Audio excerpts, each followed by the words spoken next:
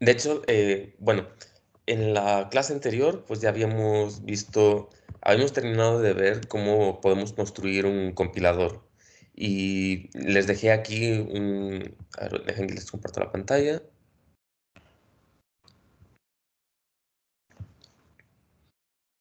Entonces les dejé aquí un conjunto de herramientas con los cuales ustedes pueden hacer las pruebas. Y pues la próxima tarea que les voy a encargar va a ser relacionado con esto. Les voy a encargar que hagan unos programas en PL0 y que los ejecuten para ver que todo salió bien. Y ya con esto, ya ahora sí nos podemos pasar a empezar a ver un poquito de C++. Ahora, sé que algunos tienen ya experiencia con C++, otros no tienen experiencia. Así de los que están aquí en esta clase, ¿qué me pueden contar? O sea, ¿ya han trabajado antes con C++? ¿Lo dominan? Eh, ¿Tienen dudas sobre algún aspecto del lenguaje? Yo estuve haciendo ejercicios en una de estas páginas de los indios, estos de HackerRank o algo así. Y ahí me aventé hasta arrays y ya. O sea, loops y arrays. Ok. Y en punteros es donde empecé no entiendo bien. O sea, sí entiendo que es un puntero, pero no entiendo bien cómo me puede ayudar a optimizar algún problema en particular, ¿no? Porque no Ah, llegan ok. hasta allá los cortitos. Ah, Pero en eso lo eso, vamos a digamos, ver estoy bien entonces. porque se parece mucho la sintaxis a R, curiosamente. O es al revés, R se fusiló la Sí, sintaxis de C++, entonces. la historia es que primero existió el lenguaje C. El lenguaje C es uno de los lenguajes más simples que hay, e incluso eh, es, está hecho de tal manera que optimiza o sea, optimiza cómo traducir el código escrito en lenguaje C a algo que se mapea muy cercanamente al código máquina. Entonces, la ventaja de C es que está diseñado de tal manera que la conversión del lenguaje al código máquina es muy directa. Entonces, luego vino Bjarne Strunsub, que fue el que creó el lenguaje C++, y entonces para diseñar este lenguaje, lo que hizo fue primero agarró todo lo que funcionaba bien de C y lo dejó como una capa de compatibilidad, pero le añadió todavía más operadores y más tipos de constructos que existen dentro del lenguaje. Y uno de los más útiles es la orientación a objetos. Esto es algo que es, pues, digamos que el objetivo principal de C++ era meter la orientación a objetos dentro del lenguaje C. Y bueno, ahorita como el curso va a ser un poco corto, quiero aventarme toda esta parte de ver C así bastante rápido. Y les voy a recomendar que, aparte de hacer todos los ejercicios que les voy a pedir que hagan en C++, pueden ir aquí a la carpeta de referencias y consultar este tutorial. La verdad, o sea, este tutorial se ve medio pedorro, pero les puedo confirmar, sí sirve. Yo aprendí solito con este tutorial. Oye, cuál es la carpeta, perdón? La carpeta está, mira, dentro de aquí de C++ by example, está referencias y aquí puse tutorial Nacho Cabanes. Entonces, lo que me gusta de este tutorial es que es muy instructivo para aprender solo. Primero se echa así también su rollo de los lenguajes de alto nivel y bajo nivel. Les muestra un poquito de ensamblador, pseudocódigo. Pero lo que a mí me gusta, a ver, vamos a una parte más hacia adelante. Lo que a mí me gusta es que siempre te deja ejercicios. Y créanme, si hacen todos los ejercicios, van a terminar aprendiendo a programar en C bien chido. Y se los puedo decir por mi propia experiencia, porque yo así aprendí el lenguaje, haciendo los ejercicios tutorial. Entonces, todo lo que tengan duda de lo que vayamos a ver hoy y quizás mañana, pueden pues, explorarlo más a profundidad dentro de este tutorial. Yo tengo un pequeño bloqueo mental porque, bien o mal, terminé a- a- programando todo de manera más funcionalmente por autoaprendizaje Sí, y que por orientación a objetos, que todo el mundo, pues obviamente en entornos productivos programa orientado a objetos e imperativamente. Entonces, sí siento a veces un poquito de bloqueo mental con esas cosas, pero poco a ok. poco como que migra. Eso es Es que porque lo no estás viendo son, desde la perspectiva de un lenguaje de alto nivel. claro, Yo también, por ejemplo, cuando programo en matemática, pues no pienso en objetos. De hecho, siento que no me servirían para nada. solo son funciones. Pero cuando estás programando con las limitaciones de un lenguaje que está hecho para un nivel más bajo, entonces ahí es donde sí empiezan a ser útiles este tipo de abstracciones, porque te permiten, por ejemplo, eh, bueno, así a grandes rasgos, un objeto es un mecanismo que te permite acumular tanto variables locales y funciones locales que operan sobre ese objeto. Por poner un ejemplo, un objeto podría ser taza de café, que es lo que estoy viendo ahora mismo enfrente de mí. Y este objeto taza de café podría tener unas variables como, no sé, una variable entera que te indica la calidad del café, otra variable flotante que te indique cuánta cantidad de café hay en mililitros en esa taza, y asociadas a este objeto también puede haber funciones como, por ejemplo, beber un sorbo de café, lo que va a modificar la variable de la cantidad de líquido, o por ejemplo, puedes poner otra función que sea echarle agua al café y rebajarlo, lo cual va a disminuir la calidad del café. Es por poner un ejemplo. La cosa es que esta abstracción te da la ventaja de que ahora si tú quieres crear 1000 tazas de café y cada una que tenga sus funciones y sus variables separadas, no hay problema. O sea, si ustedes fueran a crear el objeto de taza de café así con un paradigma más funcional, pues tendrían que así tener cuidado de mantener como estas 1000 variables separadas y hacer las funciones de tal manera de que operen sobre en una instancia particular de la variable. Pero cuando lo abstraen por medio de objetos, esto ya queda totalmente resuelto. Entonces, digamos que la ventaja principal de la programación orientada a objetos es que cuando tú estás trabajando al nivel donde tienes que manipular lo que ocurre en la memoria, te sirven muy, muy bien para poder encapsular todo así bien bonito. Y también tiene la ventaja de que puedes hacer herencia de objetos.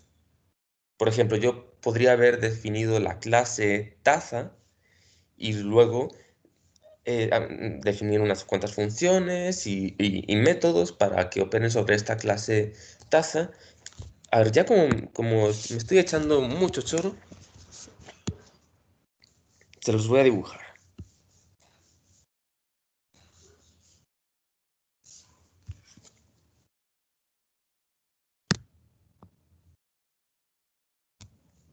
Ok, entonces lo que estoy diciendo es básicamente que tengo una clase, se puede llamar taza, y dentro de esta clase, pues no sé, puedo tener varias propiedades, como,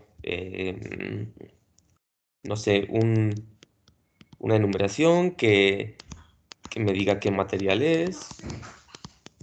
¿Qué más? Puedo tener un entero que me represente la calidad, y estos son como las variables. Mientras que abajo puedo poner pues las funciones que pueden operar sobre estas variables de la clase tasa. Entonces yo podría inventarme a lo mejor, bueno, pues puedo, qué sé yo, tomar la tasa o la puedo romper.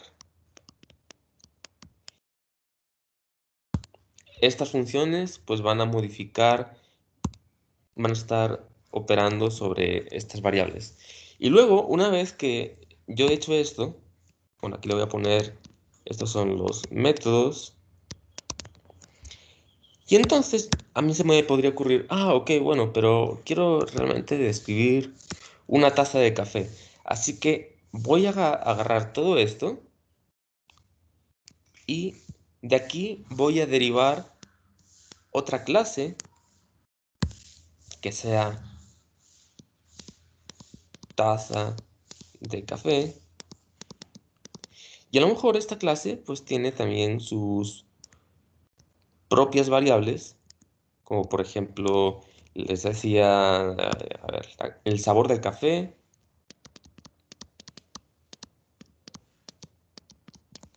y ¿qué otro puede ser? La densidad.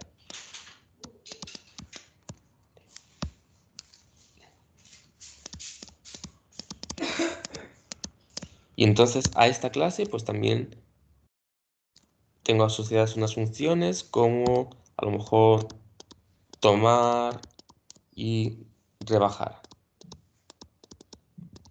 Ahora, lo interesante de este paradigma es que habiendo hecho esto de esta manera, la clase taza de café tiene acceso a todas las funciones y propiedades de la clase taza, pero además tiene las propiedades y los métodos de la clase taza de café.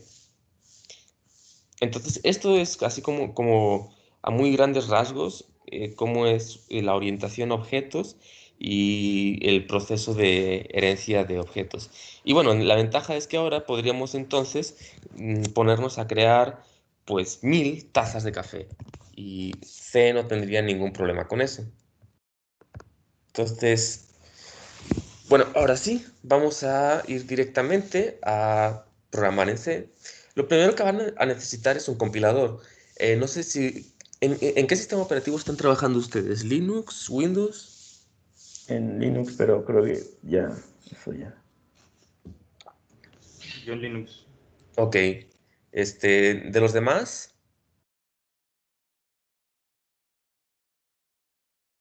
¿Los demás están en la clase o, o nada más dejaron la computadora encendida? Ok, asumiremos que los demás no están presentes. Ok.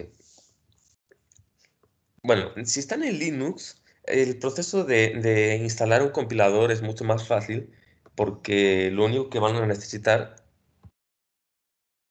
a ver, déjenme que abro mi terminal de Linux.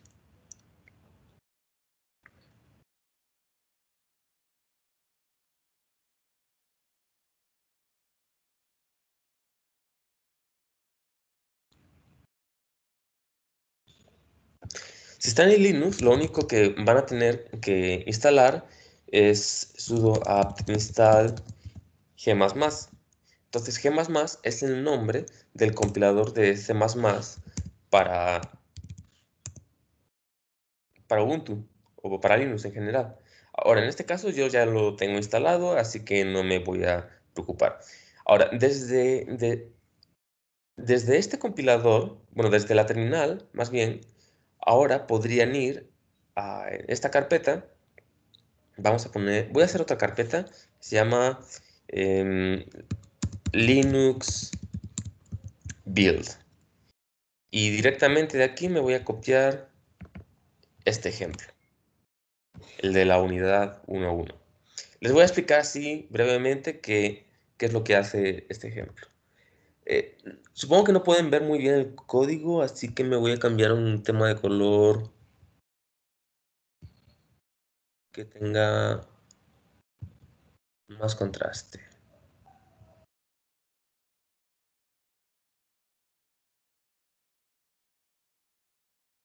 que yo soy fan de los temas oscuros. No, yo ya te dije que es por el astigmatismo. Una vez te dije eso. Sí, ¿verdad? Sí, eso es obvio que... eso a mí, por ejemplo, me altera un poquito el fondo blanco, pero Ok. está bien. No, pero está Pues bien, ya, déjalo. para que lo vean bien en la clase, lo vamos a dejar así. Sí, nada más confírmeme, ¿ven bien los comentarios o cambio de tema de color? Podrías poner uno con comentarios un poquito más, o uno de color un poquito más. La verdad sí, sí me... Ándale por ahí. Ah, Ok, ese está bien, sí. YouTube Live. Ok, entonces, ok, ya pueden ver el archivo. Aquí, trato de que todos estos ejemplos que puse aquí sean como autoexplicatorios. Los comenté muchísimo. Y bueno, nada más voy a hacer un pequeño repaso de, de cómo se programa utilizando C++. Cuando estábamos programando en PL0, no sé si recuerdan que teníamos, por ejemplo,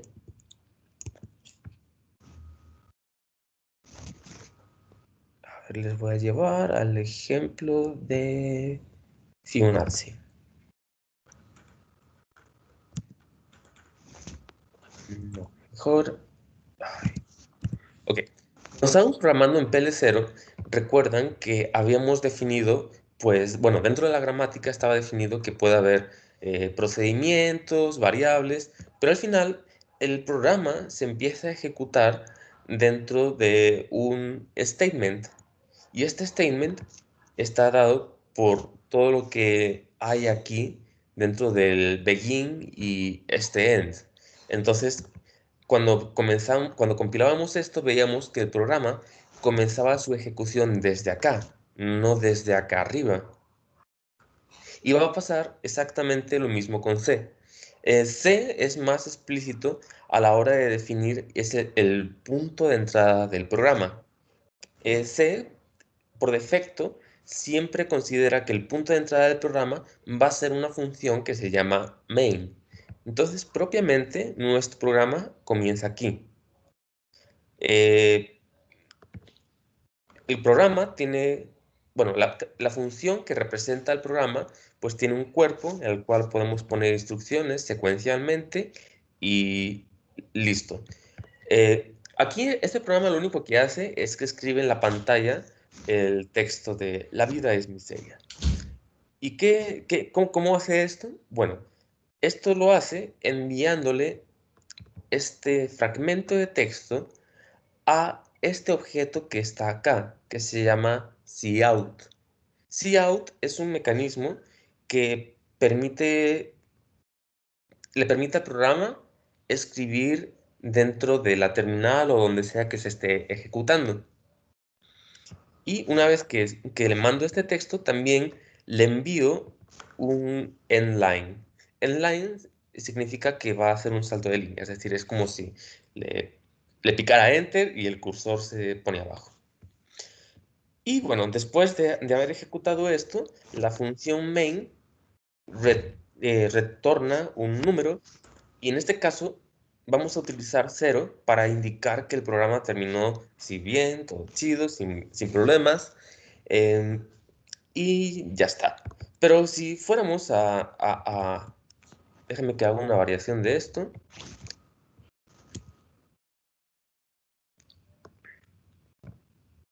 Voy a crear un archivo, llame ejemplo.cpp.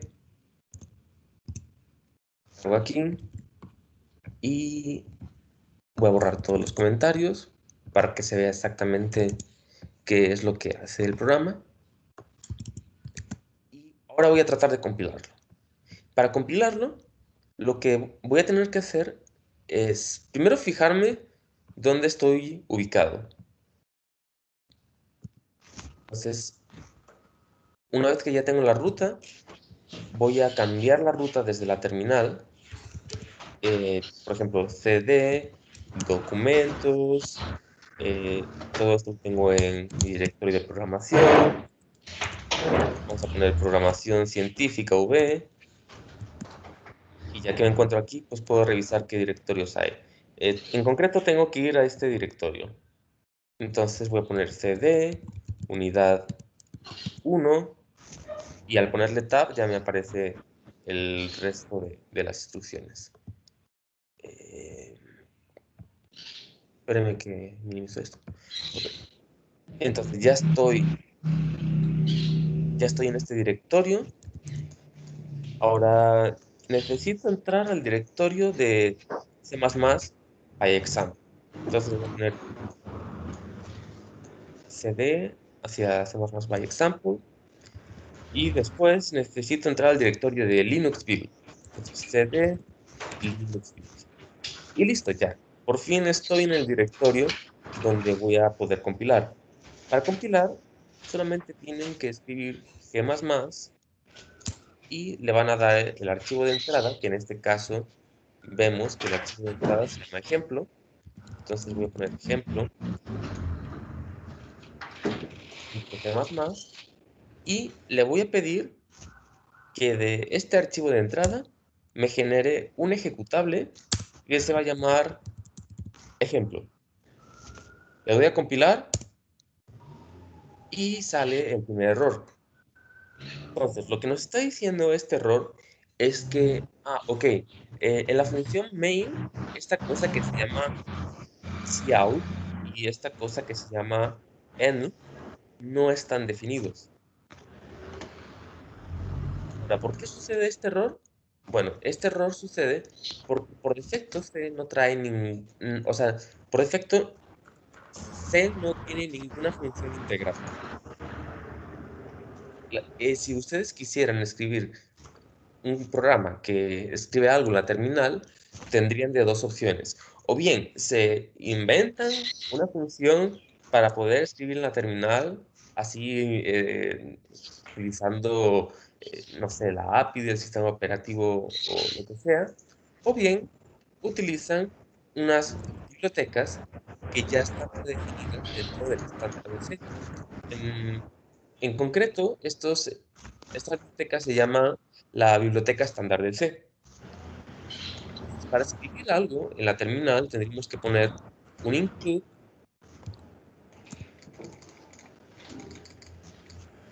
y un string es el que contiene todas estas definiciones de cout y endl.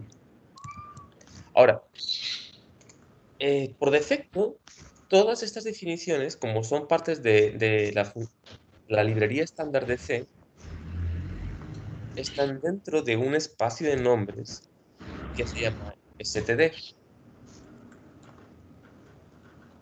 Y ahora, si ya tenemos esto,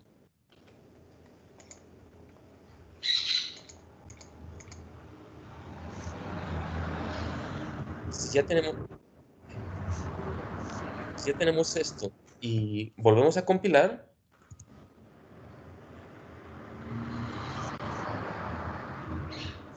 pues vamos a ver que ya no da ningún problema y a la hora de compilar ya nos genera este archivo que no tiene extensión, pero que es directamente ejecutable.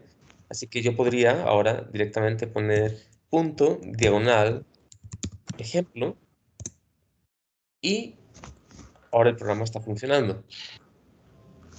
Ok. Ahora, si ustedes fueran a hacer un programa más largo, pues yo creo que lo más probable es que ya les empezaría a castrar tener que poner este std antes de cada cout y end. Entonces, hay una manera de decirle al programa que vamos a estar utilizando las funciones dentro del espacio de estándar. Y esa manera es utilizar using namespace std. Entonces, si hacemos esto, ya con toda confianza podemos eliminar el std que hay detrás de cada de este objeto cout y end. Podemos compilar sin problemas.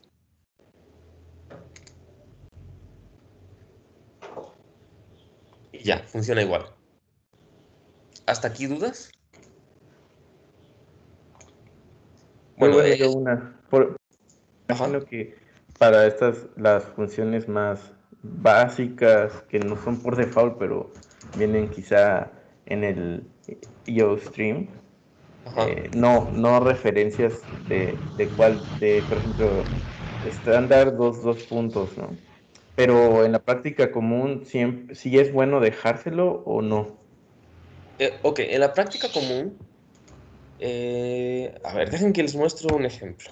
Ándale, porque es que yo me imagino, no sé, no siento, pero supongo que a veces llamas dos librerías que nombran a la misma función igual, por ejemplo, una función muy genérica, select, ¿no?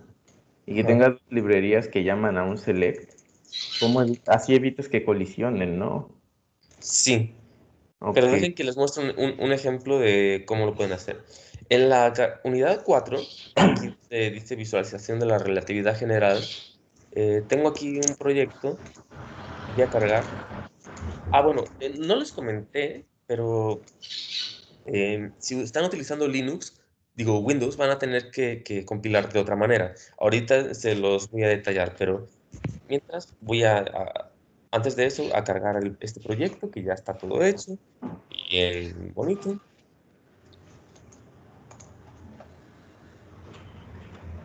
Esperamos a que cargue.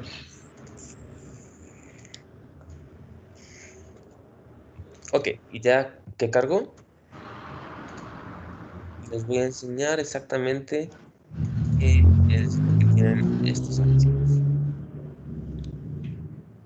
Ok, primero está la función, bueno, el archivo que tiene la función main, que también llamé main. Este proyecto lo que hace pues es simular la desviación de rayos de luz debido a un cuerpo masivo y hace una visualización bonita y así todo hecho.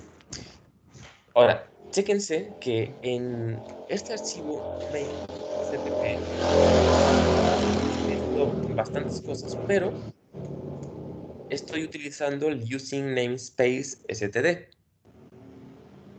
Y aquí no tengo problema de colisión del espacio de nombres. Pero ¿qué pasa con todos estos archivos que tengo aquí que estoy incluyendo? Bueno, voy a irme a, por ejemplo,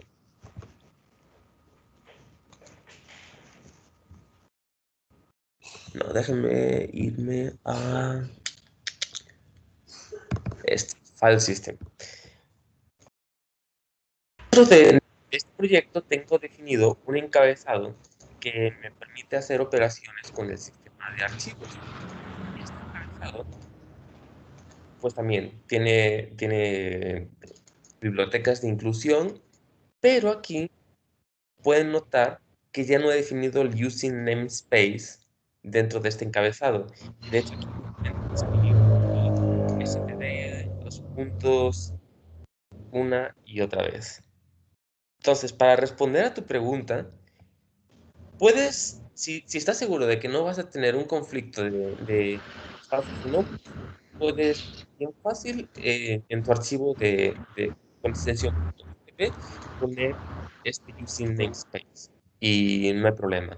Pero si están escribiendo un archivo de encabezado, ahí sí ya no les conviene utilizar el using namespace porque podría pasar que si uno de todos estos archivos de encabezado también define el using namespace, pues les va a generar un problema porque a lo mejor tenían otro archivo de código fuente que incluía los encabezados, pero que tenía algo que en el espacio de nombres colisionaba con lo que hay en std.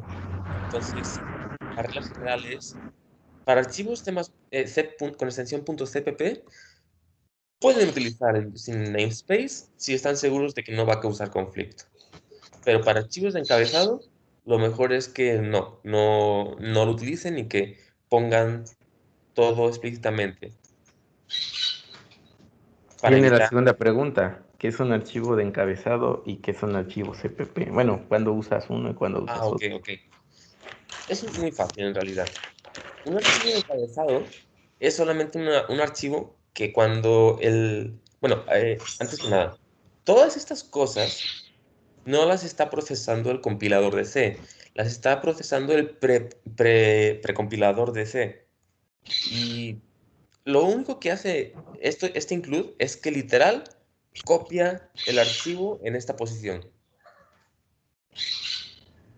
Entonces, un archivo de encabezado te sirve para cuando quieres copiar cierto código que a lo mejor vas a compartir entre dos archivos que te representan el programa y te sirve para incluirlo, para simplemente hacer como una especie de copy-paste de este encabezado. Es solamente eso. En realidad no tiene mucha ciencia. Un encabezado lo único que hace es que te permite hacer copy-paste de cierto código. Pero va a quedar más claro viéndolo, no este ejemplo, sino lo que tenemos en el curso. Y para aclarar, antes de que se me olvide, si ustedes están en Windows, entonces lo más conveniente es que utilicen un IDE. Bueno, también si están en Linux pueden utilizar un IDE como Eclipse, NetBeans, hay IDEs bastante buenos, o incluso este Visual Studio Code, si tiene unas ciertas herramientas para poder trabajar desde C++ y pues se integra muy bien en Linux. Pero si están en Windows, lo que yo les recomiendo es que instalen el IDE de Visual Studio, que es como el de facto para Windows. Al igual que en Mac tienen el Xcode, en Windows está el Visual Studio.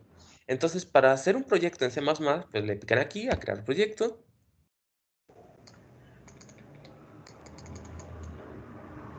y pues le pican aquí a aplicación de consola. Pueden hacer proyecto vacío, pero vaya, esto ya te lo preconfigura todo bastante bien.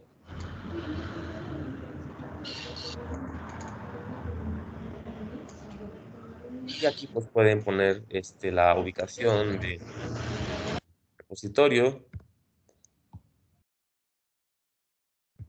Ah, y lo que decías, Ángel, de hecho, si tú quieres utilizar Visual Studio, hay una extensión que directamente te lo convierte en un BIM. O sea, puedes utilizar toda los Ay, pero comandos. se pierde la esencia de estar en la terminal. No, Mira, yo no glorifico la terminal, o sea, está útil para hacer programas, pero neta, para editar código, pues no, ya en serio, es cuestión de que tengas que hacer, ¿no? Yo a veces tenía solo en el clúster la terminal y pues no te queda de otra más que usar Vim, ¿no? sí, eso sí. Y cuando estás en una computadora personal, pues sí, mejor usa el editor más bonito. JetBrains está más bonito, ¿no? Sí, pero es de pago. Por eso está más bonito. O Sí, sea, está más bonito. tú De hecho, a mí tienes me beca, encanta hombre. el Celion, Sí, está muy bonito. que es Pero, el IDE para sí. pero para la gente mortal, pues sí, Sí, con el Visual Studio está súper bien, ¿no? sí, o sea, yo la verdad opino que Visual Studio Code es muy buena solución porque directamente está enfocado a que tú lo puedas configurar con las extensiones que tú quieras. O sea, sin importar el lenguaje que estés trabajando, vas aquí, buscas una extensión y, por ejemplo, una extensión para C++ y listo, ya están aquí todas, de manera que tú puedes empezar a trabajar rapidísimo. Y si no te gusta cómo está hecho o sea, si no te gusta algo del IDE, pues igual, siempre puedes cambiarlo con algún tipo de extensión. Pero bueno, lo que yo les quería decir es que para Windows les va a convenir más utilizar Visual Studio en vez de Visual Studio Code. Una diferencia es que Visual Studio Code sí está disponible para todas las plataformas, Windows, Linux y Mac, mientras que Visual Studio es solamente para Windows. Pero bueno, una vez que ya tienen esto, ya pueden compilar su programa yendo aquí a compilar y le dan a compilar solución. El atajo de teclado es control mayúscula V. Entonces, ya que una vez que le pican aquí, No, ya compila. te mandé que uso los dos, ya puse una captura. No, yo nomás decía, mira, y en lo particular, por ejemplo, yo uso el de RStudio, que también pues tiene el IDE para C++, porque tiene la ventaja de que lo puedes montar en un servidor muy fácilmente. Y, o sea, es un RStudio server y yo tengo un servidor remoto. Y Ujú. entonces cuando no tengo la computadora puedo trabajar ahí tranquilamente. Y allá adentro tiene una consola de Linux y pues también identifica los archivos de C++. Y a veces Ah, es bien pues está bien conveniente cuando práctico. estás de viaje, ajá, me conecto a mi dirección, diagonal RStudio y ya entro a mi consola. O sea, es más virtualizado, digamos. Ujú.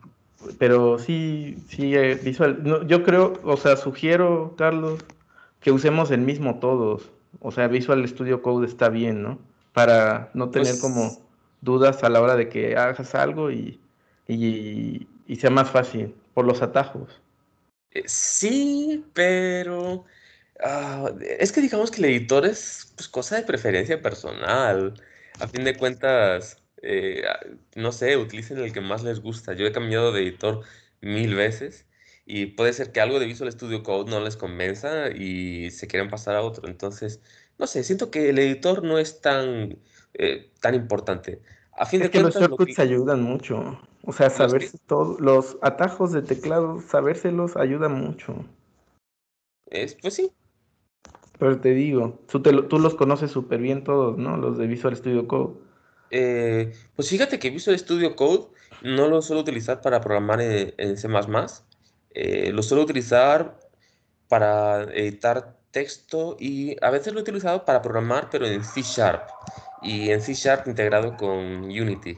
Y digamos que ya tiene una extensión que te integra todo bien bonito, puedes depurar al momento.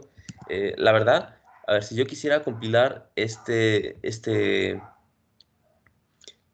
programa, pues tendría que ir aquí a esta pestaña donde dice Run. Y entonces, ok, voy a compilarlo utilizando este entorno. Y a ver, supongo que ya puedo.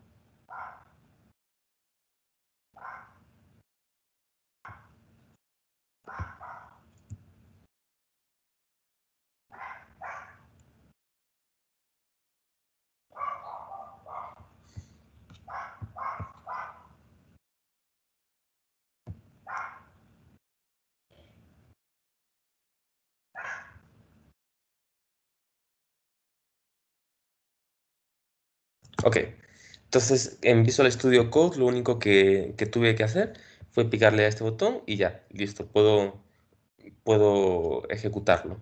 Déjenme checar además si puedo fácilmente depurarlo. Voy a, por ejemplo, colocar un punto de interrupción aquí y voy a correrlo a ver si lo puede depurar fácilmente.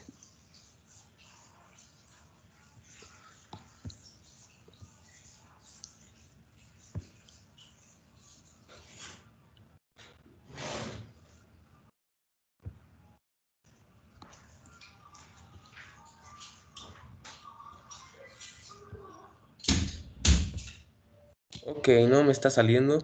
Eh, Esto se lo resuelvo la siguiente clase. La verdad es que no, como nunca había editado directamente y compilado desde Visual Studio Code, no me sé muy bien cómo se hace.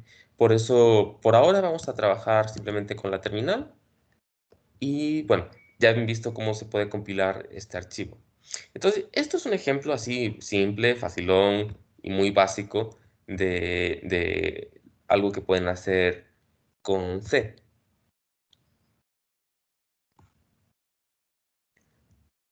Ahora, puede ser que si ustedes están en Windows o en Linux, necesiten parar la ejecución del código para, no sé, para a lo mejor dejar que el usuario pueda ver su resultado.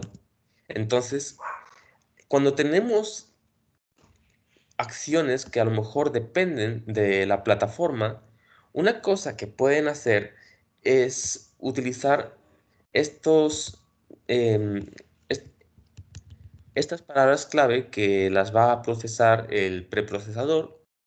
Y lo que hace esto es, si estamos en un entorno que está definido como Windows, entonces a la hora de compilar va a haber esta parte del código. Esta parte del código lo único que está haciendo es enviarle a la terminal de Windows. De nuevo me regreso a la terminal de Windows. Está enviando el comando pos.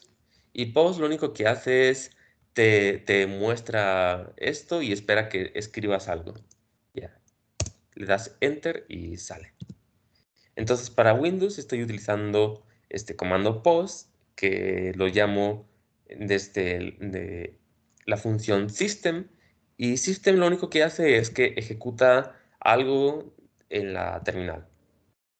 Y bueno, para poder utilizar esta función system la tuve que importar desde acá, entonces voy a poner aquí que esto se usa para importar system. Y en caso de que esté en Linux, pues no existe, en Linux no existe este comando pos. O sea, puedo probar a escribirlo aquí y lo que me va a decir es que no, pues no lo encuentra. Entonces en Linux no sirve mandarle para el programa poniéndole system pos.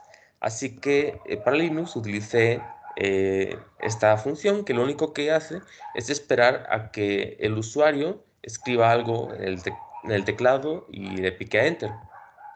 Entonces, ustedes pueden modificar el código según la plataforma que estén utilizando con estos, digamos, con, ¿cómo llamarlo?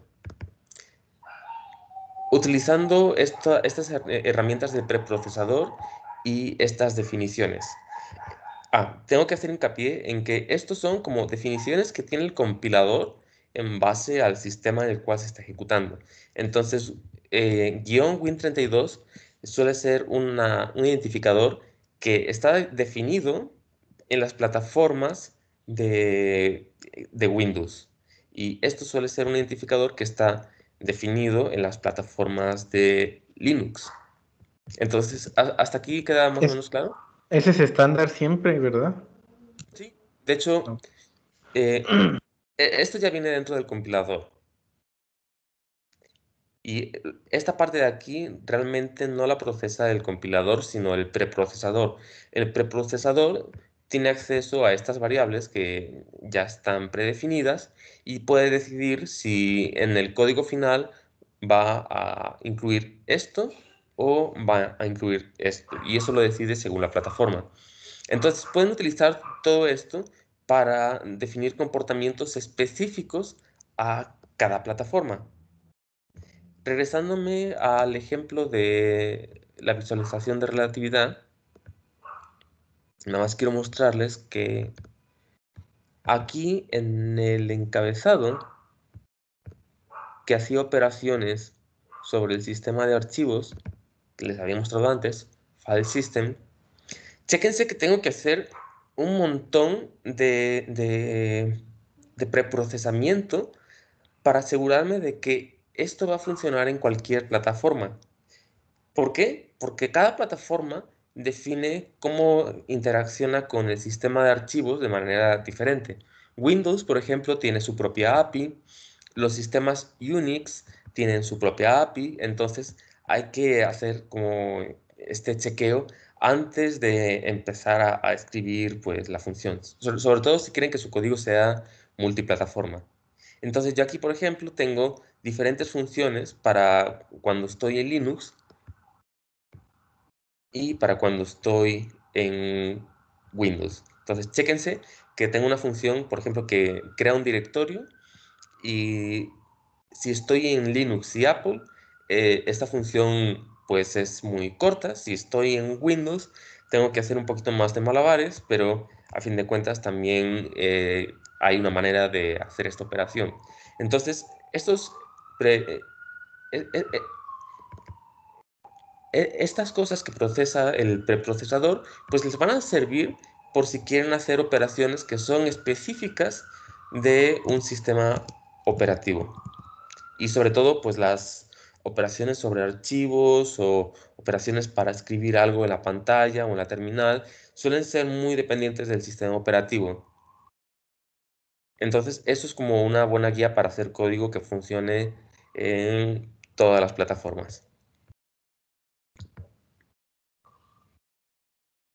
Y bueno, ahora vamos a la pregunta de qué cosas podemos hacer con C. ¿Cuáles son las principales ventajas y limitantes del lenguaje? Bueno, pues en C podemos declarar variables tanto en el espacio global como dentro de una función. Por ejemplo, aquí lo que estoy haciendo es declarar estas dos variables, entero global y float global, que van a estar disponibles para todas las funciones dentro de este programa, dado que están en el espacio global. Esto era un poco parecido vamos de nuevo a los programas en PL0.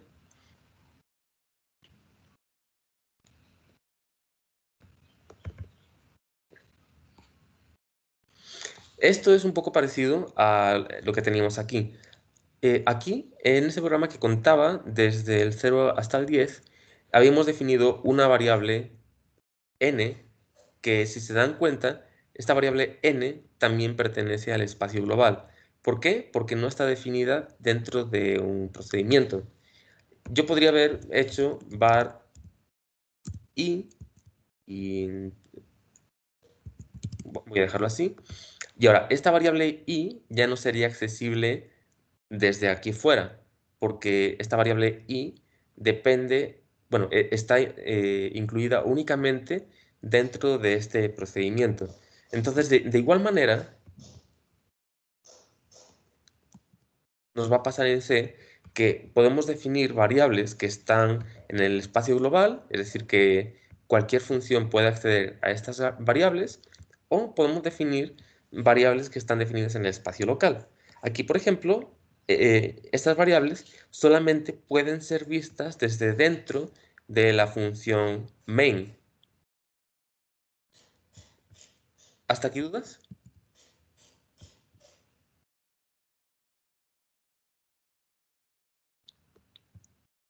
Ok, entonces tenemos esta posibilidad de declarar eh, variables en el espacio global o en el espacio local. Entonces, las variables que están definidas en el espacio local, pues son variables que se definen dentro de funciones. Aquí puse un ejemplo de una función, le llamé la función pendeja, que lo único que hace es que escribe algo verga y escribe el valor de este entero global. Ahora, si yo fuera a definir aquí una variable, vamos a llamarla i, con un valor igual a 0, esta variable i ya no la podría acceder desde aquí. Si trato de compilar esto, me va a dar un error. ¿Por qué? Porque esta variable está definida dentro del espacio local que comprende esta función, pero no esta. Entonces, esto no sería válido. Pero, pues puedo utilizar esta variable local dentro de mi función y, a ver, vamos a ponerle un valor. Oye, una nota. Bueno, yo Ujú. sé, igual tenemos que ver las notas del texto, pero ¿podrías platicar un poco de la diferencia de void e int? Ok, ahí voy. Eh, bueno, antes de ir a eso, nada más déjenme que pongo aquí la variable i y vamos a compilar este archivo. Entonces, para compilarlo, voy a agarrar esto que tengo aquí, lo copio, lo pongo aquí en Linux y pues nada, vamos a... Entonces, voy a escribir g++, unidad 2, 1 y esto va a salir a un programa que también se va a llamar unidad 2.1. Lo compilo.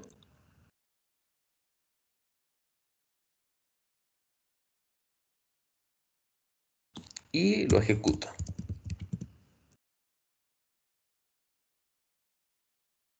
Ok, ¿y qué es lo que hace? Escribe, el número entero es 23, el número flotante es 4.87. Ok, me olvidé de llamar a esta función.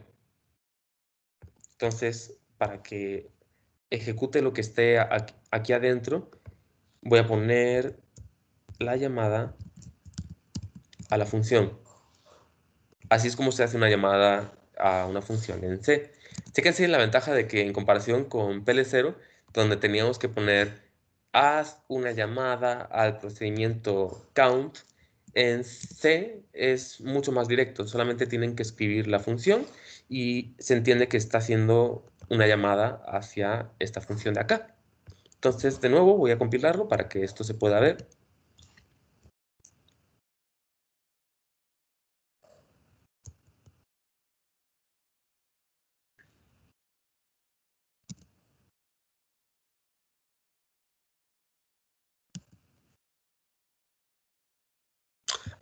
Perdón, sorry. Es que copié el archivo y estaba haciendo los cambios en el que no era.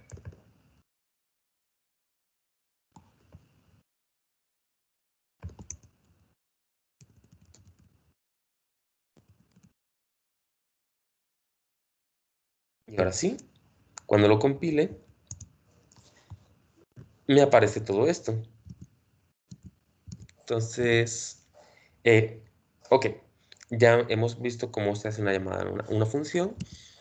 Y lo que acaba de preguntar Ángel, que es de hecho una pregunta bastante interesante, es, bueno, ¿qué significa todo esto de void, int y demás? Bueno, estos son los identificadores del tipo de variable que va a devolver una función. Entonces, bueno, no sé si debería mencionarlo, supongo que sí.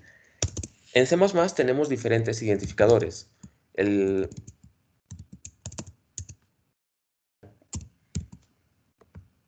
Tenemos un identificador para enteros,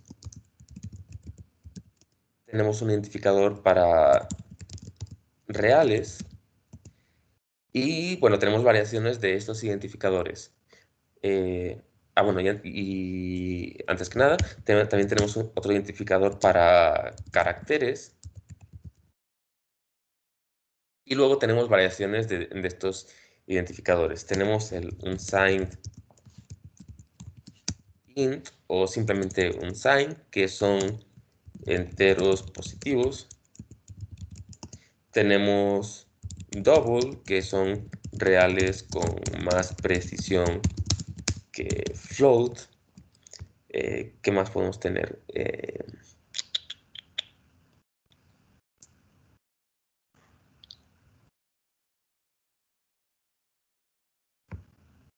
Bueno, digamos que estos son los más básicos que hay.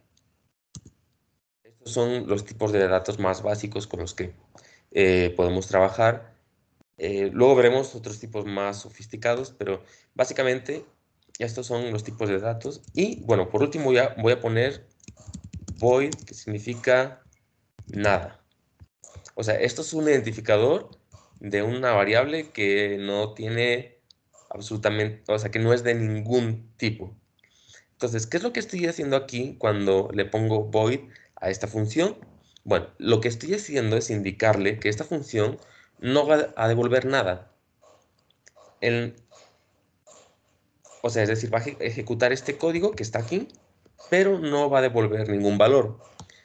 Esto es un poco en contraste con la noción que tenemos de funciones en el sentido matemático. Yo, por ejemplo, podría haber escrito una función que se llame int suma, entonces va a tener como argumentos int n1 e int n2, y entonces lo que va a devolver es n1 más n2. Y entonces después yo podría llamar a esta función suma con estos argumentos de aquí. O sea, lo que estoy haciendo en esta función es, estoy devolviendo la suma de n1 más n2 a través de este return. Entonces, yo podría poner aquí la suma de 4 y 5 es, y aquí voy a poner suma de 4,5. Y lo que va a hacer esto es que va a ejecutar esta función saltando hasta acá en el programa. Y una vez que lo ejecute, devuelve el resultado que también va a ser un número entero. Así que si ahora compilo esto,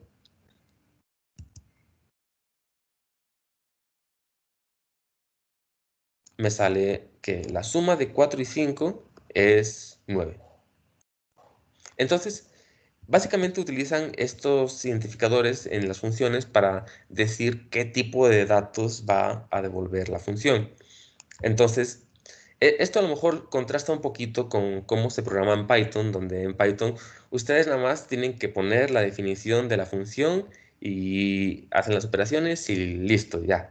No importa que vaya a ser lo que devuelva o no devuelva la función, para Python lo puede inferir en el momento de ejecución, mientras que C no lo puede inferir. Recordemos que C es un lenguaje que está optimizado para transformarse, para mapearse directamente a código máquina. Y la gran ventaja es que como está tan optimizado, pues los programas resultantes suelen ser bastante rápidos.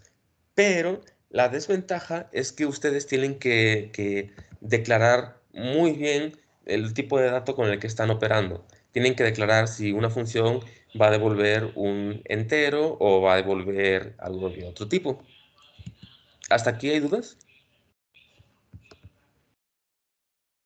Entonces, cuando yo tengo una función void, no le pongo un return porque me marcaría un error. De hecho, sí Porque, le pueden poner un return. Ok, vamos a hacer otro ejemplo.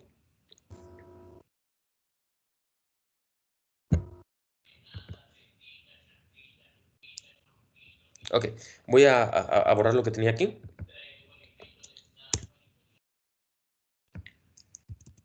Entonces, a ver, déjame pensar en un ejemplo donde puedo utilizar un return dentro de un void.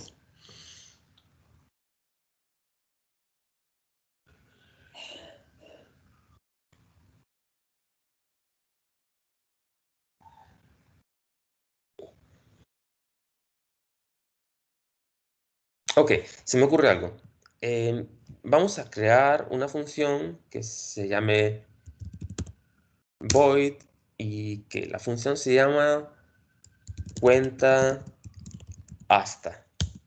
Y entonces aquí vamos a tener un argumento que va a ser el número hasta el cual va a contar.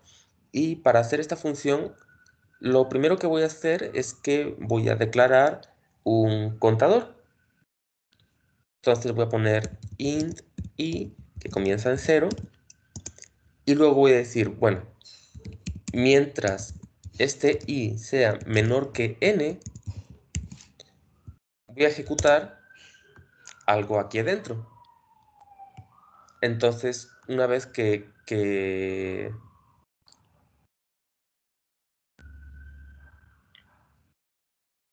ok, voy a hacer una modificación. En esta función cuenta hasta le voy a poner un número prohibido. Número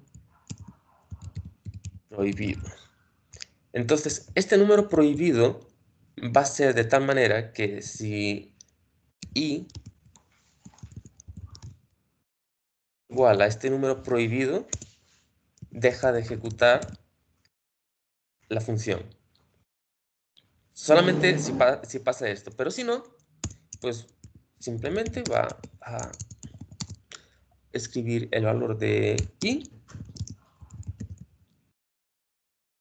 y ya cuando se cumpla esta condición, pues va a terminar la ejecución de esta función.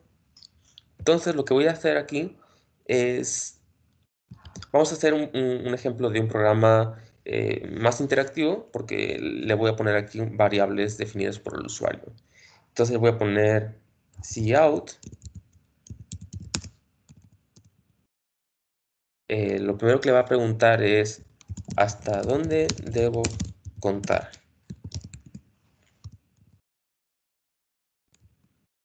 Y para guardar esta variable voy a poner aquí un int n. Fíjense que puedo, como aquí esto es un argumento y esto es una variable local, puedo ponerle el mismo nombre y no pasa nada. Ahora, para recibir input del usuario, voy a tener que escribir sin y sin. Lo que sea que el usuario escriba en la terminal, lo va a enviar a la variable n. Luego voy a poner otra variable que se llame número prohibido. Y voy a preguntarle al usuario, ¿cuál es el número prohibido? Noten que aquí no estoy poniendo acentos, porque si pongo acentos, como la terminal no trabaja por defecto con caracteres de Unicode, pues no me los va a mostrar bien. Entonces, para evitar problemas, le quito todos los acentos. Y de nuevo, lo que sea que ponga el usuario, lo va a guardar aquí, en un prohibido. Y ahora voy a ejecutar cuenta hasta con los parámetros que ha metido el usuario. Y después, ya, después de que ejecute esto, termina el programa y le ponemos return 0. Y vamos a ver qué es lo que nos sale.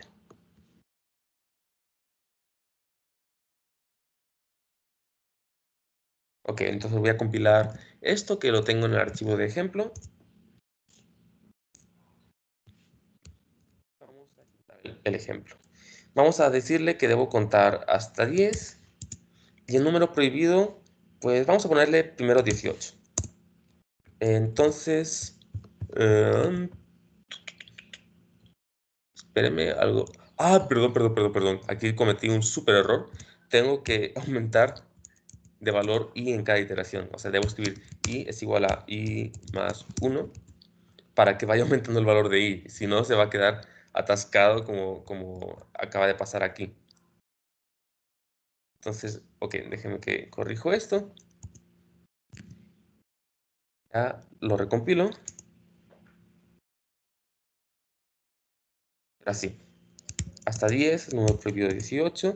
Y vemos que, bueno, no contó hasta 10 porque si quisiera que cuente hasta 10, la condición tendría que ser menor o igual. Entonces ya nada más. Nuevo lo voy a arreglar. 10, 18. Y ahora sí, cuenta hasta 10. Pero chéquense qué pasa si lo vuelvo a ejecutar y le pido que cuente hasta 10, pero el número prohibido es 5. Pues lo que va a pasar es que cuando se encuentra con el número prohibido, para la ejecución. Y, la ejecución se detiene precisamente debido a que la función cuenta hasta tiene un return. Y este return es activado o se accede cuando i es igual al número prohibido. Entonces sí, o sea, se puede utilizar un return dentro de una función void y a pesar de que no vaya a devolver nada, nos sirve para decirle a lo mejor dónde queremos que se tenga la ejecución de la función. ¿Esto ya resuelve un poquito más tu duda? Sí, sí. Ok. ¿Alguna otra duda? Sí, porque usaste i es igual a i más uno y no i más como el Bueno, o nombre sea, del lenguaje. Ah, no es cierto, está bien. sí, podría simplificar esto de esta manera. Son equivalentes. O incluso podrías haber escrito más igual 1. O sea, todas estas cosas y más o y es igual a y más 1. Estas tres son totalmente equivalentes. Es una de las ventajas que tiene C++, que tiene una notación compacta para hacer este cambio de variables. Bueno, obviamente he dicho modificación de variables. Entonces, bueno, es así como un retorno se puede utilizar dentro de una función void.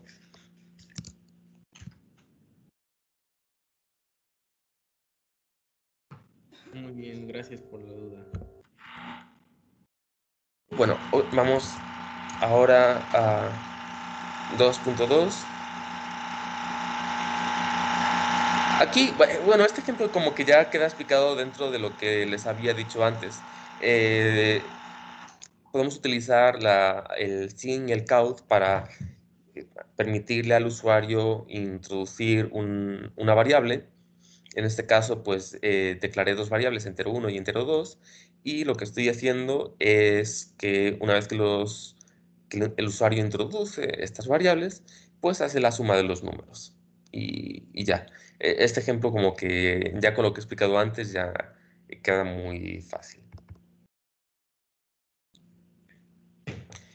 Y bueno, aquí en el siguiente archivo, lo que hice fue ponerles ejemplos de todos los tipos de variables que se pueden declarar dentro de C.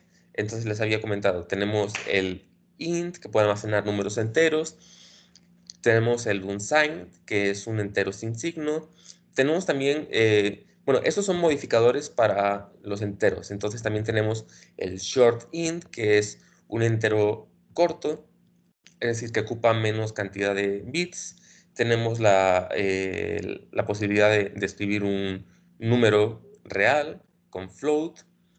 El float tiene como almacenamiento 6 cifras significativas y un exponente que va desde -10 a 38 hasta 10 a la 38. Y pues como lo más probable es que ustedes terminen haciendo cómputo científico, pues les va a resultar más útil utilizar la variable double, que tiene 10 cifras significativas y tiene un rango del exponente más amplio.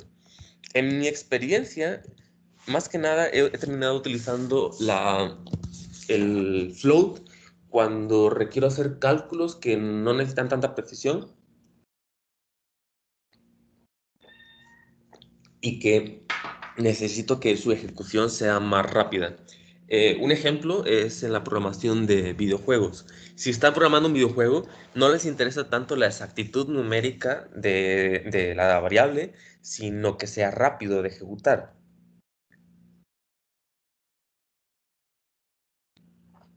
Entonces, para eso les puede servir esta variable float. Les comentaba, también tenemos char, que permite almacenar un carácter. De hecho, propiamente, char es solamente una variable que tiene como tamaño 8 bits. Entonces, pueden almacenar un carácter dentro de la codificación ANSI, creo que se les había mostrado el otro día.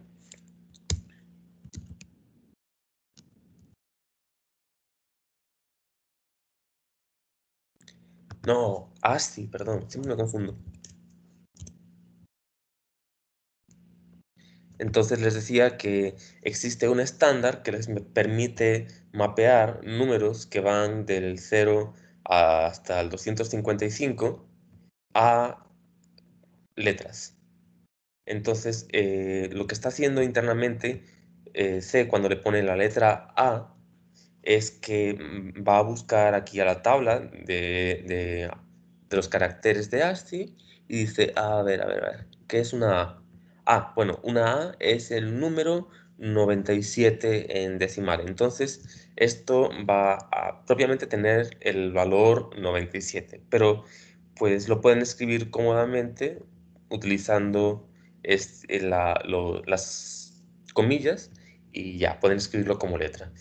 Y bueno, si ustedes quisieran escribir algo más complejo, o sea, toda una cadena de texto, podrían utilizar esta cosa que se llama string, que puede almacenar cadenas de texto completas. Y para poder poner una cadena de texto tenemos que utilizar diferentes tipos de ¿cómo se llaman estas cosas? Corchetes, no. Ayuda. ¿Para qué? Ustedes son los buenos. Es que no te entiendo. Estas cosas, este carácter, Comillas. las Sencillas y comillas. Entonces tenemos comilla, una comilla de, bueno, utilizamos una comilla para poner caracteres y una doble comilla para poner cadenas de texto. no son equivalentes, o más bien, No, no son equivalentes, porque si fuera a hacer esto, el compilador se quejaría de que, ¿qué me estás diciendo? O sea, pensé que esto iba a ser un solo carácter y me estás aventando una secuencia de caracteres. O sea, yo no voy a trabajar con eso. Es lo que me diría el compilador. Entonces, para poner cadenas de texto utilizamos la doble comilla. Eh, y de hecho, si hiciera esto, también me daría un error. El compilador me diría, bueno, pues no que me ibas a dar un solo carácter, ¿por qué me estás aventando toda una secuencia de caracteres? También se quejaría. Vamos a dejarlo así. Otro tipo de cosa que se puede declarar dentro de C++ es una estructura. Entonces, una estructura lo que permite es encapsular varios tipos de variable. Por ejemplo, aquí creo una estructura que, válgase la redundancia, se llama estructura, que tiene un dato que es un número entero y un dato que es una variable real de la precisión double. Y entonces aquí lo que puedo hacer es que puedo declarar esta estructura, darle valores numéricos a cada una de las variables. Por ejemplo, aquí estoy introduciendo el dato 1 de la estructura y aquí estoy introduciendo el dato 2.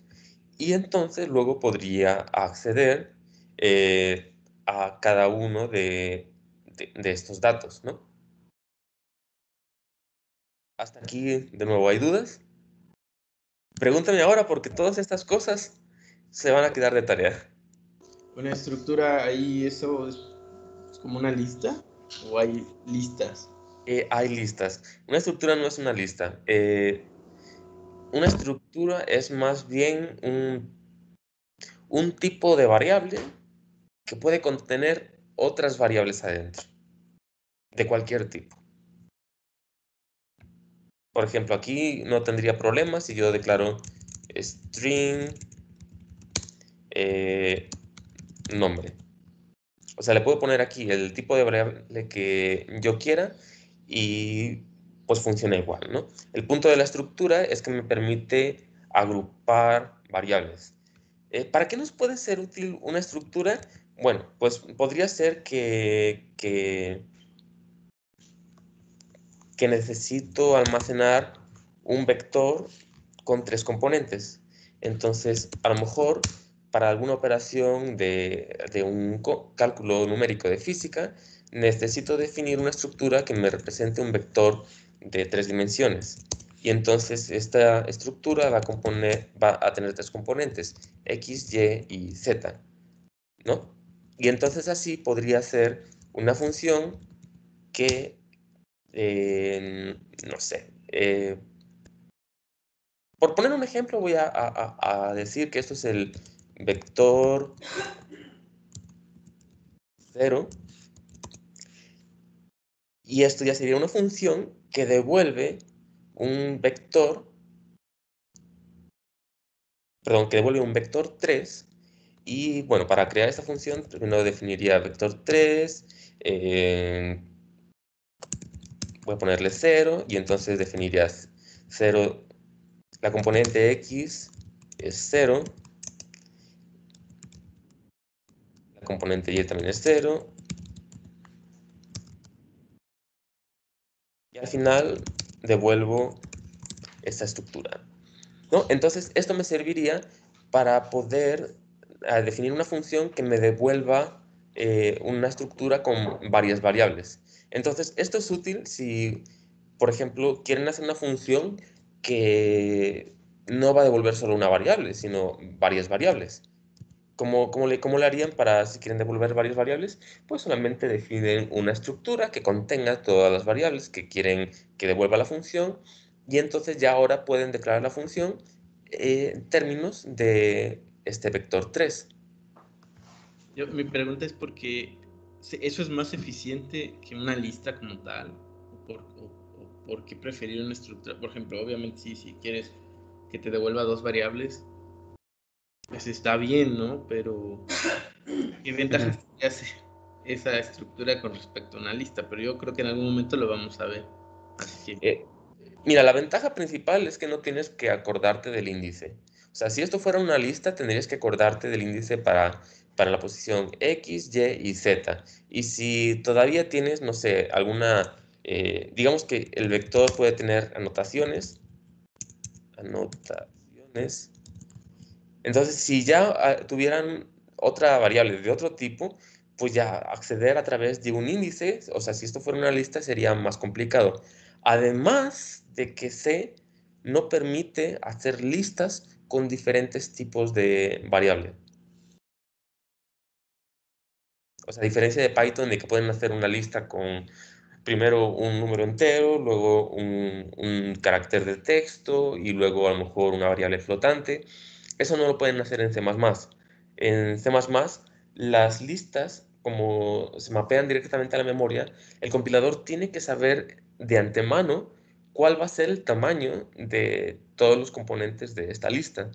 Así que no podrían mezclar en una lista diferentes tipos de variables. Mientras que si esto lo pueden hacer, pues definiendo su propia estructura de datos. Aquí el compilador sí puede calcular, bueno, pues cuánta memoria me va a consumir esta variable y cuánta memoria me va a consumir las declaraciones de estas variables double.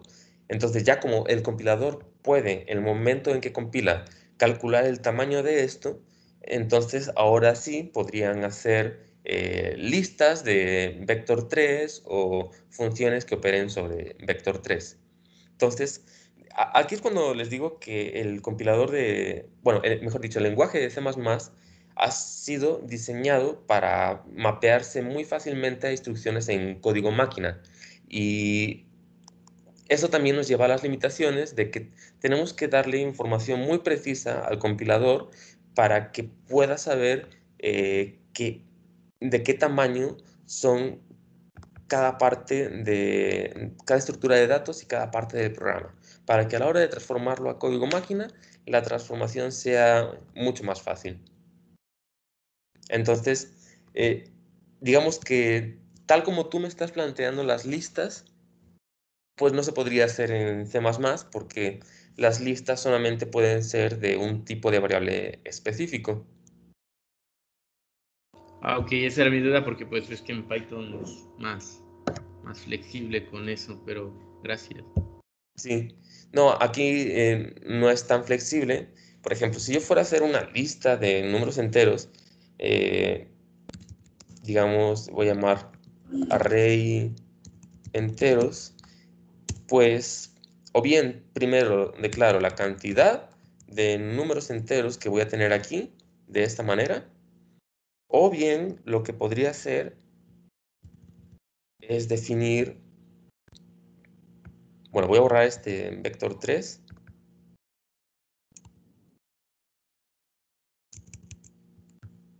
O bien podríamos definir, aquí voy a incluir el encabezado que implementa un vector.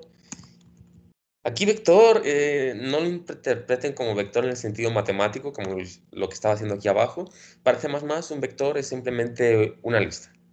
Entonces yo con esto podría definir un vector de tamaño que opera con la variable i. Y entonces esto sería lista de enteros. Y entonces dentro de la función yo podría ir añadiendo números a esta lista de enteros.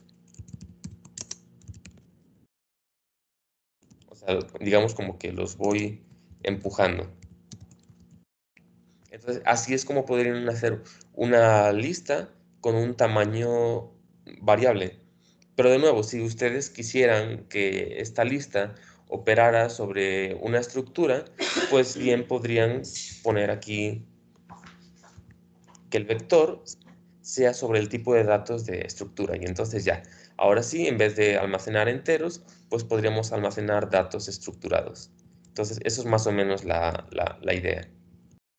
De que una manera fácil de hacer listas es utilizando los vectores. Ok, bueno, supongo que en algún momento veremos ese tipo de cosas. Pero Perdón, no te escuché bien.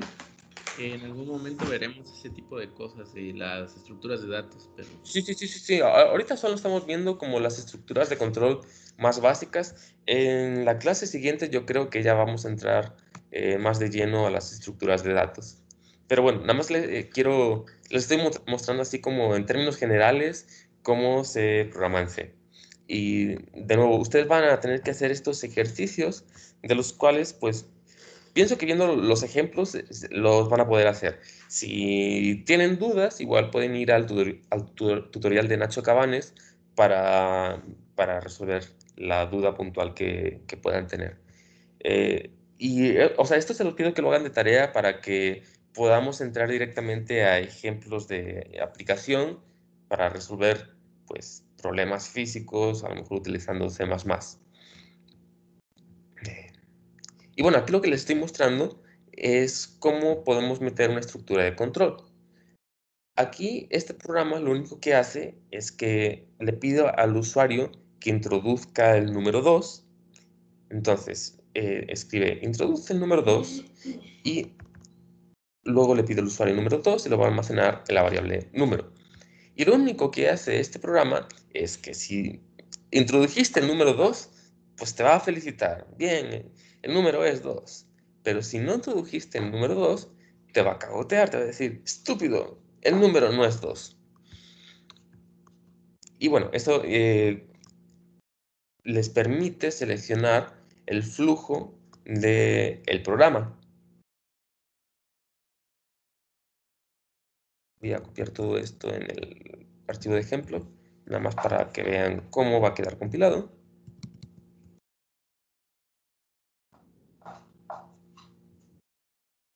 Entonces vamos a hacerle caso, vamos a introducir el número 2 y nos felicita. Ahora le vamos a poner otra cosa y nos cagotea, ¿no? Entonces, esto es un ejemplo súper básico de cómo pueden hacer una estructura condicional.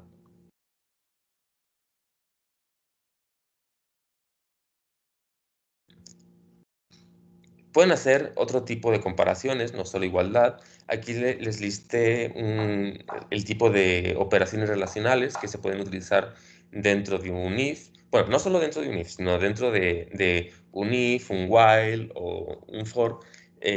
La cosa es que pueden comparar si un número a lo mejor es mayor que 2 o diferente de 2.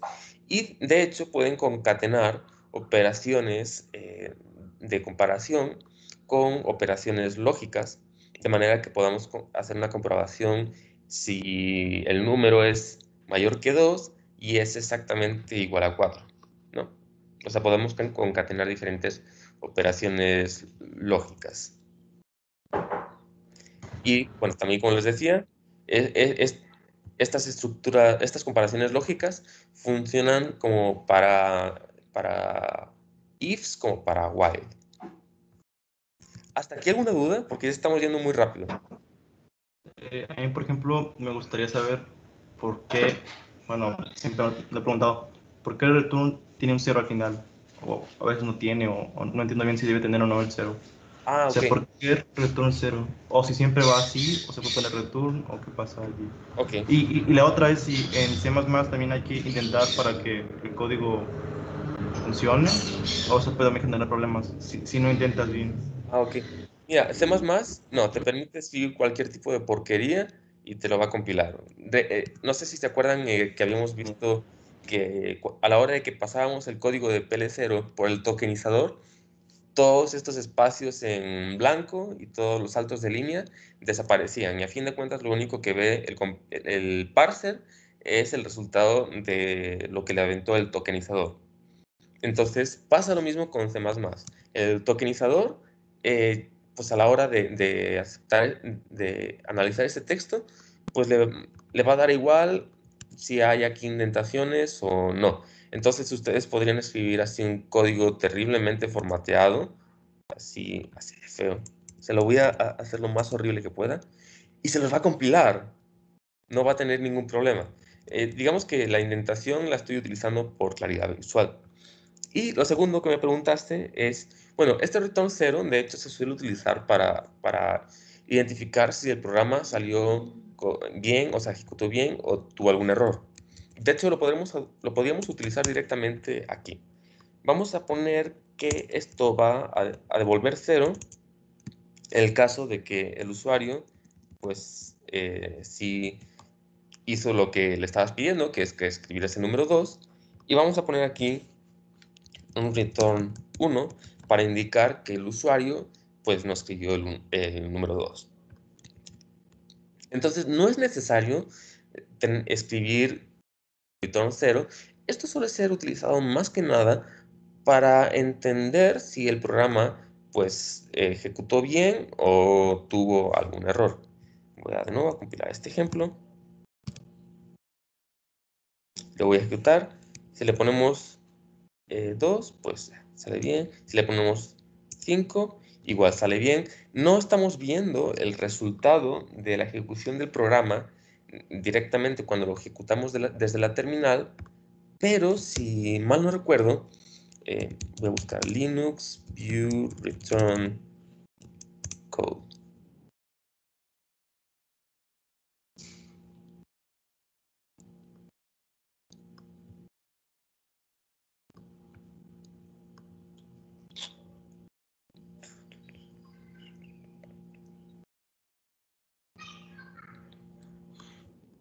Bravas.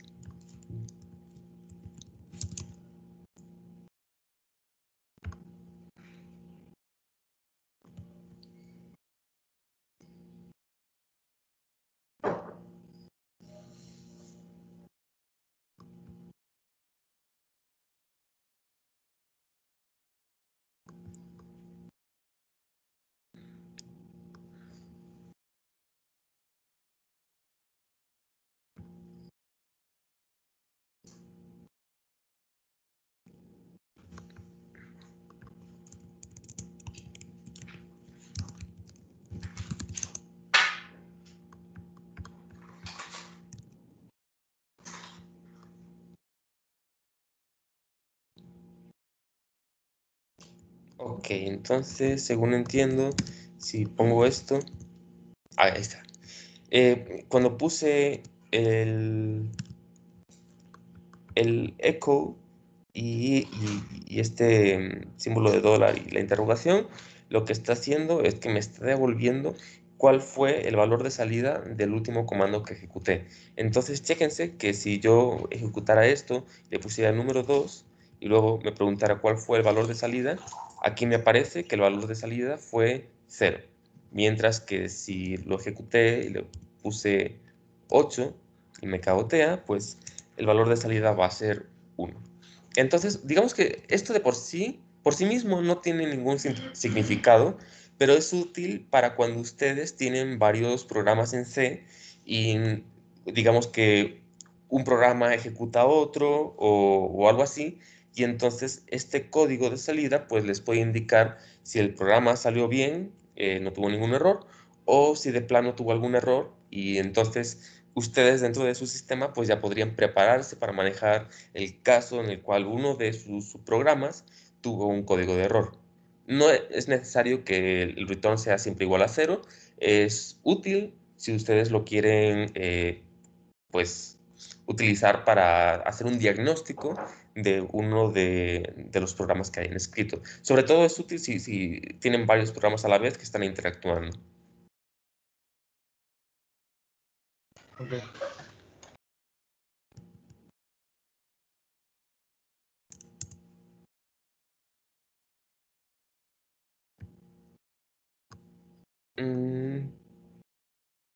Ok, también les había comentado antes que podíamos utilizar el return para salirnos de la ejecución de una función. Pero también, si estamos dentro de un loop, tenemos otra palabra clave que nos puede permitir salirnos de un loop. Imaginemos que escribimos este código y aquí he puesto algo, pues, un poco horrible, porque esto es, lo que está diciendo básicamente es que tenemos aquí un while que siempre es verdadero. Entonces, esto se va a estar repitiendo una y otra vez, infinitas veces, porque aquí no hay condición de parada. Pero, si nosotros quisiéramos introducir la posibilidad de que salga de este while, podríamos colocar la instrucción break, y esto haría que nos salgamos del bucle más cercano que tenemos aquí. Y en este caso, el bucle más cercano es este while. Entonces, ¿qué hace este programa? Bueno, este programa lo que está haciendo es algo muy parecido a lo que teníamos aquí, pero digamos que la ejecución no para hasta que el usuario hace lo que el programa quiere. Es decir, te va a estar preguntando, introduce el número 2.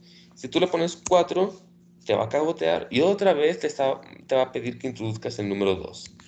Otra vez no le voy a hacer caso, y mientras no le haga caso, va a estar ahí chingue y chingue preguntando, diciendo que introduzcas el número 2. Y ya cuando introduces el número 2, esta condición va a ser verdadera y va a ejecutar este break, y este break se va a salir del while y termina la ejecución del programa. Y nada más te dice correcto. Entonces, esta es otra manera que tenemos de salir dentro de un loop.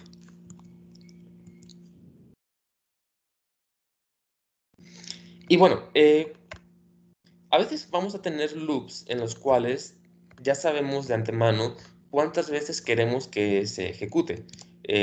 Aquí en uno de los ejemplos, que de hecho ya borré, había puesto un ejemplo de que tenía un contador que comenzaba en 1, tenía un while que verificaba que el número fuera menor o igual que 10, y luego dentro del while estábamos aumentando una unidad.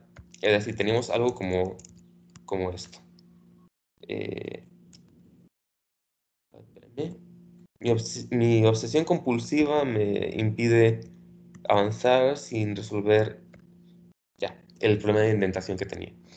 Entonces, esto que tenemos aquí, esta instrucción for, nos va a permitir hacer exactamente lo que estamos haciendo con el while de antes. Es decir, esta instrucción for es totalmente equivalente a si yo escribo algo como esto.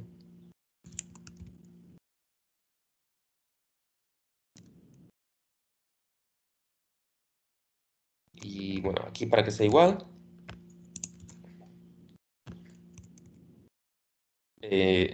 voy a copiar esto. Entonces, estos dos bloques son totalmente equivalentes. La única diferencia es que el while, pues para utilizar el while, tenemos que primero declarar la variable que va a ser nuestro contador, poner la condición, y luego vamos a poner qué tanto cambia esta variable que es el contador. Utilizando un for, podemos comprimir estas tres instrucciones en una sola. Entonces veamos que aquí tengo igual la declaración del contador que empieza en 1, tengo aquí en medio la condición, y tengo aquí cuánto va a ir variando la variable i. Entonces, esto es útil para cuando sabemos exactamente cuántas veces queremos ejecutar un bucle. Y bueno, ahora con esto explicado, también les voy a mostrar otra otra palabra clave que permite modificar la ejecución de un loop. Habíamos visto break para cuando queremos salir del loop, pero también podríamos haber querido simplemente saltarnos un solo valor. Entonces, aquí lo que podemos hacer es poner la instrucción continue. Entonces, esta instrucción se va a ejecutar siempre y cuando i sea igual a 5. De manera que si compilamos este programa, lo que va a pasar es que, ok, este programa sí va a compilar, perdón, sí va a escribir del 1 hasta el 10, pero se va a saltar el valor 5. ¿Por qué? Porque cuando i era igual a 5, le pedimos que se saltara la ejecución y ya fuera directamente al siguiente número. Y bueno, ¿hasta aquí dudas? No, yo ¿No? estoy bien ya. Estoy haciendo los ejercicios. Ahí voy. Ok. Entonces, bueno, sí, lo que les recomiendo es que empiecen a hacer los ejercicios para que se acostumbren un poquito a la sintaxis de C. Vamos a seguir profundizando, pero voy a tratar de llevarme esta parte muy rápido porque ahora sí que en teoría ya conocen los fundamentos de un lenguaje de programación y de un compilador. Solamente es una gramática que te permite traducir directamente, o al menos muy fácilmente, de código escrito por un humano a código máquina. Y en concreto, la sintaxis de C es una sintaxis que te permite hacer esta traducción de una manera pues, muy eficiente sin meternos en complicaciones. Y pues nada más es cosa de que practiquen. Yo les iré mostrando después cómo hacer programas más complejos y cómo utilizar encabezados, pero en teoría pues podrían avanzar ustedes mismos haciendo todos los ejercicios que tenemos aquí. Y si quieren avanzar más, pues les recomiendo que vayan aquí al tutorial de Nacho Cabanes, donde explica con mucho más a detalle todos los detallitos de C. Eh, un detalle, si ustedes están desde Windows, aquí les creé un proyecto que les va a servir de ayuda para compilar cualquiera de los ejemplos que tengamos aquí. Entonces, lo único que tienen que hacer es, de nuevo, ejecutar bueno, abrir este proyecto y el código que quieran compilar lo van a copiar aquí, en este archivo .cpp,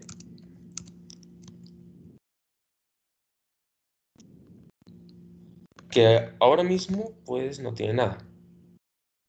Ahora mismo nada más tiene una función que solamente devuelve cero. Es una función súper absurda que no hace absolutamente nada. Pero pues pueden copiar el ejercicio que quieran. Por ejemplo, imaginemos que yo quería copiar este de aquí, pues lo podemos copiar directamente y compilamos. Y entonces ya lo tienen así súper fácil porque ya está el proyecto creado para que ustedes nomás copien y peguen en caso de que estén utilizando Windows y puedan empezar a programar. Y ya con esto terminaríamos la clase de hoy. No sé si haya más dudas.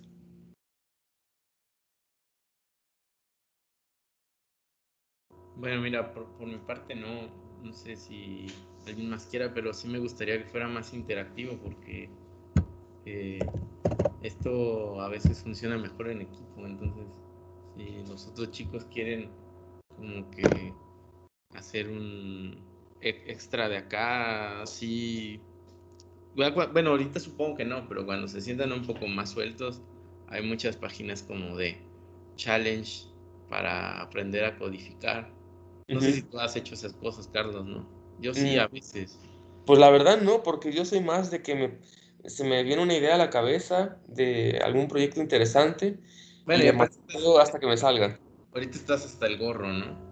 Pero Eh, Más o menos. igual no sé qué tanta carga de trabajo tengan los otros chicos, pero sí estaría bueno empezar a hacer como un pequeño equipo de para entrenar código competitivo. Bueno, Y lo que sí voy a hacer es encargarles un proyecto. Esto ya es spoiler, sí, pero lo que les voy a encargar es que la máquina virtual que hicimos en matemática para ejecutar código PL0 la van a implementar en C++. Entonces, esto va a ser un proyecto bastante instructivo porque pues van a tener que aventarse a simular todo lo que muy fácilmente hicimos en matemática, pero ahora en C++. Va a haber dos versiones de esa tarea, una para los de licenciatura y otra para los de maestría. Eh, de hecho, el puntaje va a ser que si los de licenciatura hacen la versión de la tarea de maestría, tienen puntos extra. Y de igual manera, los de maestría pueden hacer la versión de la tarea de los de licenciatura, pero valdría menos. Entonces, la idea, el proyecto que les voy a encargar es que implementen esta CPU virtual, pero en C++. Eh, la versión de licenciatura de este problema, pues ya va a tener aquí un archivo que tiene casi todo lo necesario para que ustedes empiecen. Es decir, tiene la lista de las instrucciones, tiene funciones para transformar las instrucciones texto, para cargar el programa. Todo esto ya está hecho por ustedes y lo único que tendrían que hacer sería rellenar esta parte, que es la parte que ejecuta las instrucciones, ¿no? Entonces, aquí lo dejé vacío, pero pues tendrían que ustedes escribir No cómo... estás compartiendo pantalla, pero sigo por ¿Perdón? sobrevives. No sé si crees que estás compartiendo pantalla o no, Ah, pero perdón, perdón, perdón. Siempre se me olvida, siempre se me olvida. Perdón. Entonces, aquí tengo la versión de la tarea de licenciatura. Entonces, esto es pues ya la CPU virtual casi completamente implementada. Ya me aventé yo la parte de hacer, por ejemplo, el cargador del ejecutable en la memoria. Y ya tengo aquí definida la CPU virtual con sus registros. Y lo único que tendrían que hacer los de licenciatura sería llenar estas partes. O sea, aquí estoy en la función que hace un ciclo de la CPU y ustedes tendrían que escribir pues todo esto que se encarga de ejecutar las instrucciones. Todo lo he dejado vacío para que ustedes lo llenen. Esa es la tarea, sería el proyecto para la licenciatura. Para los de maestría, les pediría que empiecen desde cero, que hagan otra implementación totalmente diferente a la mía. Entonces tendrían que aventarse ya, pues, un poquito la complicación de cargar, por ejemplo, el archivo en formato binario a un formato que sea conveniente para este programa y demás, ¿no? Sería más talacha y pues ustedes decidirán cuál hacen, si la versión fácil o la versión difícil. La versión difícil sí es un buen reto, porque digamos que estarían haciendo un programa bastante sofisticado. O sea, tendrían Es que vi varias cosas que usas ¿Perdón? que varias cosas que usas en matemática son muy sencillas en matemática. Sí. Tendría que estar viendo qué rayos se puede hacer para que en C estén bien, pues. En realidad, o sea, es muy fácil, no es tan complicado, porque a fin de cuentas eh, las operaciones van a quedar casi igual que en matemática. Ya se los adelanto. Sí, sí, bueno, con calma. Sí. Pero eso más o menos para cuando lo quieres, ya para ir. Ah, eso va a ser para después, para cuando ya hayamos visto todo el curso de C, bueno, el mini curso de C, y sería como un ejemplo de aplicación que involucra diferentes conceptos, ¿no? En concreto, pues estarían manejando la carga de archivos en binario y estarían manejando, pues, ahí, por ejemplo, estaría en la versión que yo les puse, pues, la máquina virtual es una clase, entonces estarían involucrando la orientación a objetos y ¿qué más? Ah, mi programa también tiene un parser de argumentos opcionales. Entonces, aquí digamos que podrían ver cómo pueden hacer un programa que les muestre pues todos los posibles argumentos opcionales que le podemos dar a nuestro programa. O sea, ya todo está aquí por si quieren estudiarlo y ver cómo se declara, cómo se escribe un programa de este tipo. Entonces, yo considero que este ejemplo está bastante completo porque además tiene de todo. O sea, tiene funciones que son, por ejemplo, dependientes del sistema operativo, tiene un parser de argumentos, tiene clases y objetos, tiene, por ejemplo, aquí estoy utilizando un tipo de dato que es independiente de la arquitectura. Este tipo de dato lo obtengo de este encabezado. Lo que me está dando este encabezado son, digamos, variables que tienen el No me tamaño gusta, ¿eh? de bits que yo le estoy especificando acá. Entonces, yo creo que este ejemplo está bastante completo para aventarse un proyecto. Está bien, está bien. Luego, si no quedan contentos con este proyecto, les puedo proponer otros proyectos más sofisticados que pueden también hacer en C. Bueno, vamos, yo creo que sí da tiempo. O sea, más o menos tú sabes cuándo se supone que terminamos el curso oficial. Si quieres, bueno, yo puedo Oficialmente lo terminan apagar en enero, el siguiente año. la grabación o qué. ¿Perdón? Apagamos la grabación o ya. Yo lo voy a pagar.